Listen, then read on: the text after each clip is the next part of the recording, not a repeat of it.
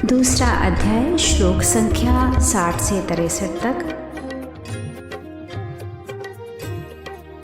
कौन्तेय करते यत्न इंद्रिय दमन हित विद्वान है, मन किंतु बल से खींच लेती इंद्रियां बलवान है।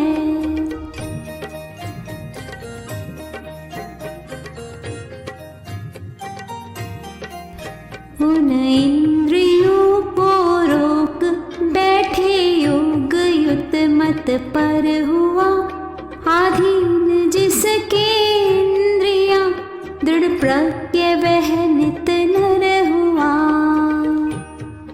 हे अर्जुन, बार बार यत्न करने पर भी इंद्रियां मनुष्य के मन को मोह में डाल देती हैं। यह बड़ी बली होती हैं, इसलिए साधक को चाहिए कि वो अपनी इंद्रियों को पहले वश में करे और तब संपूर्ण रूप से अपने आप को समर्पित करता हुआ मुझ में चित्त लगा ले, तभी उसकी प्रज्ञा प्रतिष्ठित होगी। चिंतन विषय का संग विषयों में बढ़ाता है, तभी फिर संग से हो कामना से क्रोध भी, फिर क्रोध से है मोह, सुधि को मोह करता भ्रष्ट है। यह सुधि गए फिर बुद्धि विनशय नष्ट है। विषयों का ध्यान करने से मन उनमें आसक्त हो जाता है। आसक्ति कामना को जन्म देती है।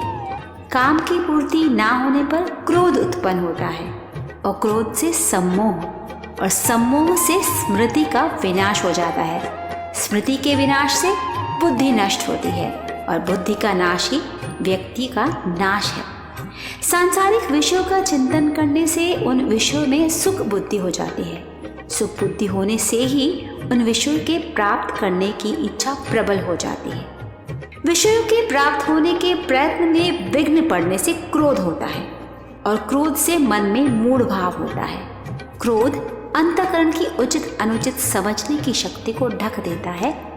क्रोध होने पर मनुष्य को भला बुरा ऊंच नीच नहीं दिख पड़ता। क्रोध से मूढ़ भाव का उत्पन्न होता है। मूढ़ भाव होने से कर्तव्य अकर्तव्य, उचित अनुचित और अच्छी मान्यताएं लुप्त हो जाती है।